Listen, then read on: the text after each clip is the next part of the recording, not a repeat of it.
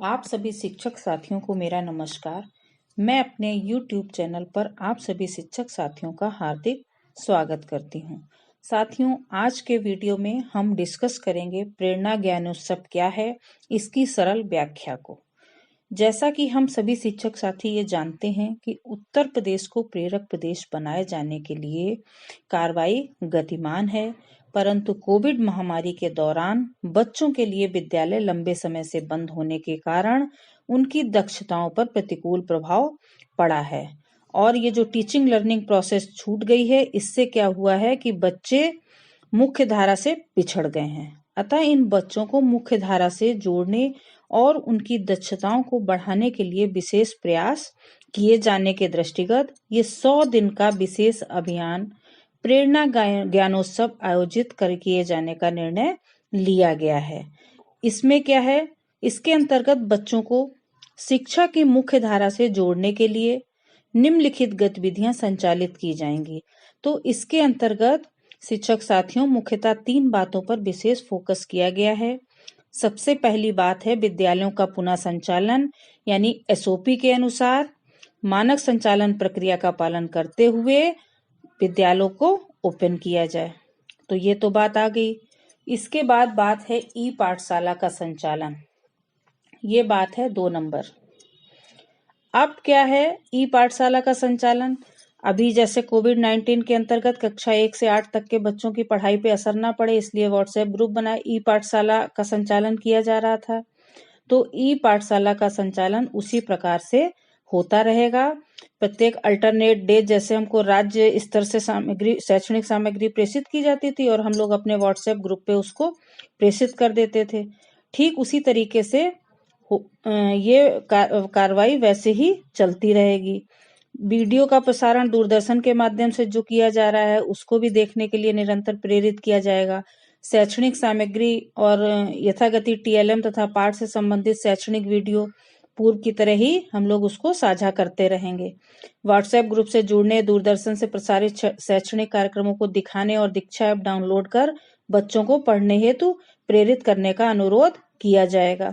सब काम ठीक उसी तरीके से चलते रहेंगे। सिर्फ इसमें क्या चेंज हुआ है कि अब अभिभावक विद्यालय आकर होमवर्क लेने नहीं आएंगे। और तीसरी जो नई चीज आई है वो बात आई है प्रेरणा ज्ञानोत्सव कैंपेन का आयोजन। तो इसमें सबसे पहले बात दी हुई है समग्र हस्त पुस्तिका की। तो सबसे पहले शिक्षक साथियों थोड़ा सा सरल शब्दों में समझ लेते हैं ये समग्र हस्त पुस्तिका क्या है। अब जब बच्चे इतने दिन से घर पर बैठे हैं तो बच्चे क्या है, उनकी कौशलों पर फर्क पड़ा है, पढ़ाई में पिछड़ गए हैं, मुख्य धारा से टूट गए हैं।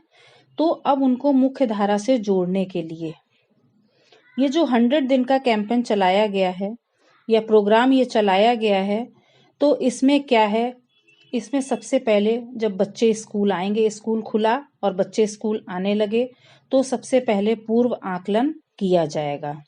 आप देखिए शिक्षक साथियों इस बात पर ध्यान रखिए, कक्षा 1 से 5 तक में आपको कक्षा 1 और कक्षा 2 का पूर्व आकलन नहीं करना है, यानी कि उनका असेसमेंट आपको नहीं करना है।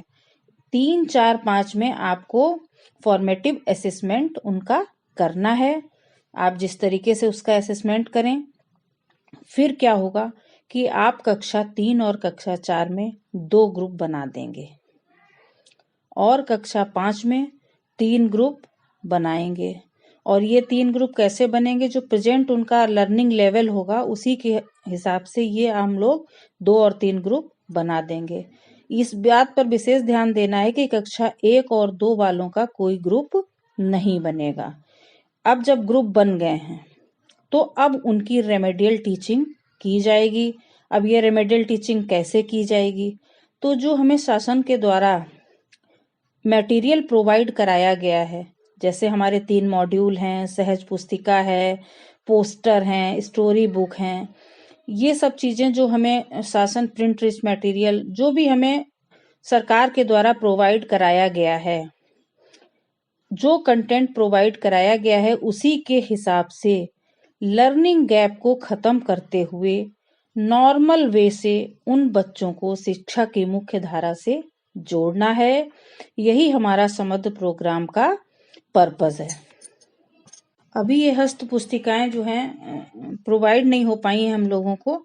इसको जो है हम जल्दी ही हम सभी लोगों को प्रोवाइड करा दी जाएंगी। और फरवरी में ही सभी प्राथमिक विद्यालय के शिक्षकों का 2 दिन का जो है इसकी ट्रेनिंग भी, समग्र हस्त पुस्तिका की ट्रेनिंग भी हमारे बीआरसी पर प्रस्तावित है और स्टार्ट भी हो गई है कुछ जगह पर। फिर इसके बाद 100 डेज ये कैंपेन चलेगा। उसके बाद 100 डेज के बाद सभी बच्चों का एंड लाइन असेसमेंट होगा। जब आए थे तब फॉर्मेटिव असेसमेंट किया था, फिर जब 100 डेज कंप्लीट हो जाएंगे तब उसका एंड लाइन असेसमेंट होगा।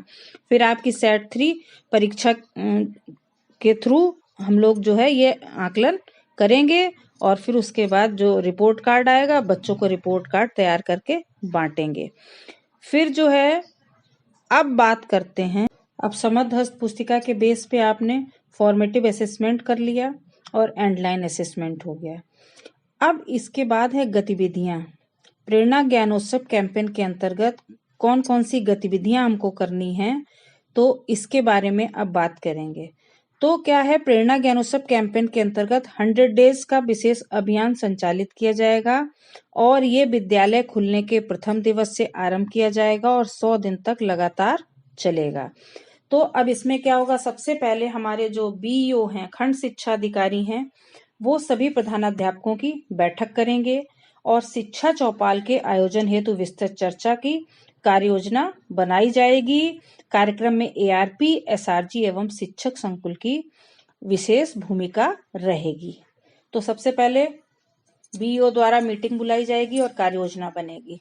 उसके बाद जब विद्यालय खुला जिस दिन, तब प्रधानाध्यापक द्वारा जो नई एसएमसी बनी हुई है वो उसकी बैठक बुलाई जाएगी और शिक्षा चौपाल विस्तृत कार्य योजना बनाई जाएगी और शिक्षा चौपाल का आयोजन किया जाएगा। अब ये शिक्षा चौपाल क्या है? शिक्षा चौपाल गांव मोहल्ला सभी जगह इसका आयोजन किया जाएगा और इसमें क्या है, एसएमसी के सदस्य, अभिभावक और समुदाय के लोग भाग लेंगे। अब जो प्रेरणा ज्ञानोत्सव के आयोजन हेतु जनपद स्तर पर, देखिए जिला स्तर पर जिला अधिकारी की अध्यक्षता में और ब्लॉक स्तर पर उप जिला अधिकारी की अध्यक्षता में टास्क फोर्स की बैठक आहूत की जाएगी और उन टास्क फोर्स के सदस्यों को शिक्षा चौपाल में प्रतिभाग करने हेतु निर्देशित किया जाएगा। तो देखिए अब 3 पॉइंट हो चुके हैं। सबसे पहले क्या हो गया, हम अब जो बीईओ हैं वो प्रधानाध्यापकों के साथ मीटिंग करके कार्य योजना बनाएंगे। इसमें एआरजी, एसआरजी और संकुल शिक्षक की विशेष भूमिका रहेगी। फिर दूसरी बात आएगी, विद्यालय खुलने के बाद जो प्रधानाध्यापक हैं वो विद्यालय में एसएमसी की बैठक करेंगे और विस्तृत कार्य योजना बनाएंगे और शिक्षा चौपाल का आयोजन किया जाएगा। इसके बाद चौपाल कहाँ पर, गांव मोहल्ला में होगी जिसमें समुदाय के लोग भी होंगे। फिर जिला स्तर पर क्या होगा कि डीएम की अध्यक्षता में एक टास्क फोर्स बनेगा और ब्लॉक स्तर पर एसडीएम की अध्यक्षता में एक टास्क फोर्स बनेगा और उनको जो है शिक्षक चौपाल में प्रतिभाग करने हेतु निर्देशित किया जाएगा। अब जो जनपद या विकास स्तरीय टास्क फोर्स के अधिकारी होंगे, प्राचार्य, डायट व मंडली शिक्षा निदेशक द्वारा इस कैंपेन के दौरान 5-5 गांव में आयोजित शिक्षक चौपाल में प्रतिभाग किया जाएगा। यानी कि ये जो डाइट और प्राचार्य डाइट और मंडली सहायक शिक्षा निदेशक लोग हैं, ये प्रति माह 5-5 गांव में आयोजित शिक्षक चौपाल में प्रतिभाग करेंगे। इसके अलावा जो एआरपी और डाइट मेंटर्स होंगे वो प्रति माह कम से कम 10-10 गांव में आयोजित शिक्षा चौपाल में प्रतिभाग करेंगे। अच्छा, इसी कैंपेन के दौरान जो उत्कृष्ट कार्य करने वाले एवं लक्ष्यों को प्राप्त करने वाले शिक्षक हैं उनको सम्मानित भी किया जाएगा। मीडिया एवं जनप्रतिनिधियों को जोड़कर उनसे इस अभियान में सहयोग प्राप्त किया जाएगा। अब क्या है, अभिभावकों को भी जोड़ना है, तो इसके लिए अध्यापक गृह भ्रमण करके कक्षा रूपांतरण के बारे में अवगत कराएंगे, जिससे कि प्रेरणा ज्ञानोत्सव कैंपेन को एक जन आंदोलन का रूप दिया जा सके। अब देखिए इन शिक्षा चौपाल में किन बिंदुओं पर चर्चा होगी। तो सबसे पहले तो कोविड प्रोटोकॉल के संबंध में बच्चों एवं अभिभावकों की जिज्ञासाओं का समाधान करके उनको जागरूक करना। दूसरा है अभिभावकों को बच्चों के साथ समय बिताने, शैक्षणिक गृह कार्य पूर्ण कराने एवं बच्चों को लिखित कार्य के माध्यम से अभ्यास कराने पर चर्चा करना है। ये इसलिए है कि ज्यादातर हम लोगों की ये शिकायत रहती है कि अभिभावक बच्चों को सपोर्ट नहीं कर रहे हैं, या बच्चों को जो है हम लोग पढ़ा देते हैं, उसके बाद अभिभावक उस पर ध्यान नहीं देते हैं। तो उसी को दृष्टिगत रखते हुए ये किया गया है कि मैक्सिमम अभिभावकों को जो है इसके बारे में प्रेरित किया जाए। फिर दीक्षा ऐप डाउनलोड करने एवं पाठ्य पुस्तक में दिए गए QR कोड को मोबाइल से स्कैन करके बच्चों को पढ़ने के लिए प्रेरित करना होगा। ये शिक्षा चौपाल के मुख्य बिंदु रहेंगे। फिर यदि बच्चा किसी अधिगम स्तर को नहीं प्राप्त कर सका तो शिक्षकों से संपर्क करके उस अधिगम स्तर को प्राप्त करने के लिए बच्चों को प्रेरित किया जाएगा। शिक्षा चौपाल में मुख्य विकास अधिकारी की गरिमामयी उपस्थिति में ARP और SRG द्वारा आधारशिला क्रियान्वयन संदर्शिका पर डेमो क्लास का प्रदर्शन किया जाएगा, जिससे कि शिक्षकों एवं अभिभावकों को अभिप्रेरित किया जा सके। ठीक है। प्रत्येक शिक्षा चौपाल में ARP एवं शिक्षक संकुल की प्रतिभागिता अनिवार्य होगी। इतना तो हो गया। अब इसके बाद जो हमारा क्लासरूम ट्रांसफॉर्मेशन चल रहा है तो उसको विद्यालय में शिक्षकों द्वारा अभिभावकों को छोटे छोटे समूह में बुलाकर अथवा गृह भ्रमण कर इन बिंदुओं पर चर्चा करेंगे। कौन से कि जैसे प्रेरणा लक्ष्य क्या है, प्रेरणा सूची क्या है, प्रेरणा तालिका क्या है, जो मॉड्यूल्स दिए गए हैं तो वो मॉड्यूल पर चर्चा करेंगे, अभिभावकों से उनको अवगत कराएंगे। सहज पुस्तिका के बारे में अवगत कराया जाएगा। जो हम लोगों को ये संदर्शिकाएं मिली हैं उसके बारे में जो है विद्यालय में जो गणित किट और संदर्शिकाएं मिली हैं उसको भी अभिभावकों के सम्मुख उसका प्रदर्शन किया जाएगा। शिक्षक डायरी के संबंध में अभिभावकों को अवगत कराया जाएगा। जो प्रिंट रिच मटेरियल हम लोगों को जो प्राप्त हो रहा है और जिससे कि बच्चों की शिक्षा रोचक और बाल केंद्रित बनाई जाए, उन सब के बारे में भी अभिभावकों से चर्चा की जाएगी। समग्र मॉड्यूल जो है, जो रेमेडियल टीचिंग पैकेज है, उस पर आधारित शिक्षण कार्य को अभिभावकों से साझा किया जाएगा। पाठ्य योजनाएं जो हैं उसके संबंध में भी अभिभावकों को सूचित किया जाए। पुस्तकालय में अभिभावकों को अवलोकन एवं प्रदर्शन कराया जाए और बच्चों को निरंतर पढ़ने के लिए प्रेरित किया जाएगा। जो रिपोर्ट कार्ड हैं, सभी सेट परीक्षाओं के लिए वितरित किए गए रिपोर्ट कार्ड के बारे में अभिभावकों को जानकारी देंगे। बाल संसद, अभिभावकों के समक्ष बाल संसद द्वारा किए जा रहे कार्य का भी प्रदर्शन करना होगा। विद्यालय प्रबंध समिति में अभिभावकों के साथ समन्वय स्थापित करते हुए विद्यालय गतिविधियों में उनकी प्रतिभागिता सुनिश्चित करने हेतु अनुरोध किया जाए। अब है शैक्षणिक अवधि का पुनर्निर्धारण। अब विस्तृत टाइम एंड मोशन स्टडी के आधार पर शिक्षण दिवसों एवं घंटों में बढ़ोतरी की गई है। साथ ही विद्यालय स्तरीय पंजिकाओं को युक्ति संगत बनाए जाने एवं ग्रीष्म काल एवं शीतकाल की समय सारणी, विद्यालय अवधि, प्रार्थना सभा आदि के संबंध में अभिभावकों को अवगत कराया जाएगा। दीक्षा और रीड अलोंग ऐप जो है इसके लिए बच्चों को लोड करें और बच्चों को पढ़ाने हेतु प्रेरित करने का अनुरोध करेंगे। व्हाट्सएप क्लासेस के बारे में अभिभावकों से अनुरोध किया जाएगा।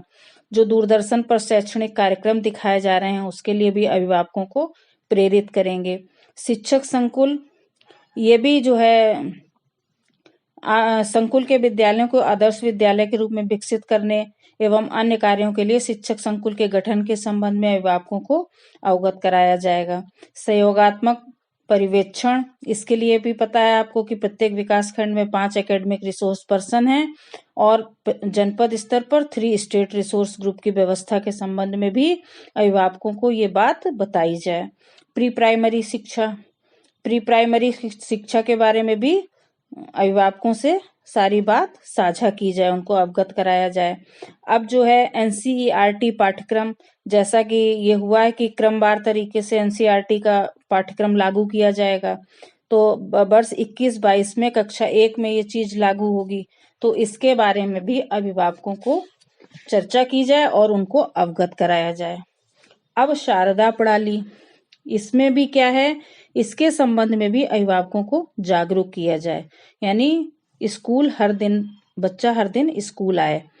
समावेशी शिक्षा के बारे में भी, इसमें क्या है, ऑनलाइन प्रणाली के माध्यम से दिव्यांग बच्चों के चिन्हीकरण, ट्रैकिंग तथा मुख्य धारा से जोड़ने हेतु समर्थ कार्यक्रम के संबंध में भी अभिभावकों को जागरूक किया जाए। स्मार्ट क्लास का संचालन, तो इसके लिए भी क्या होता है कि जो समुदाय के लोगों से, जैसे स्मार्ट टीवी, कंप्यूटर, प्रोजेक्टर आदि का दान प्राप्त कर परिषदीय विद्यालय की कक्षाओं को स्मार्ट क्लास में रूपांतरित करने और डिजिटल प्रणाली को और अधिक सशक्त बनाने के लिए समुदाय, एनजीओ, निजी कंपनियों से सहयोग प्राप्त करने के लिए सर्वसम्मति से अनुरोध किया जाए।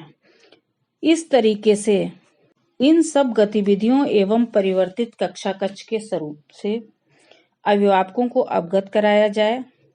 बच्चों को गृह कार्य एवं शैक्षणिक कार्य में प्रतिभागी बनाने के लिए उन्हें निरंतर प्रेरित किया जाए। प्रेरणा ज्ञानोत्सव कैंपेन को सफल एवं जन आंदोलन बनाने के लिए जिला बेसिक शिक्षा अधिकारी ARP SRG द्वारा विशेष प्रयास सुनिश्चित किए जाएं। तो और इसको जो है कैंपेन को सफल बनाया जाए।